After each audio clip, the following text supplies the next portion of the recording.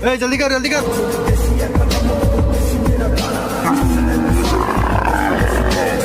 साहब सामान ज्यादा हो गया, नहीं उठ पाएगा वो। ऐसे कैसे नहीं उठेगा वो? रुक जा बेटा, मुझे देखकर इग्नोर मत करना। मैं बजरंग बली वीडियो आगे देखने से पहले मेरा तुझसे एक सवाल है। एक तरफ तेरी माँ हो और एक तरफ पैसा हो, तो तू किसे चुनेगा?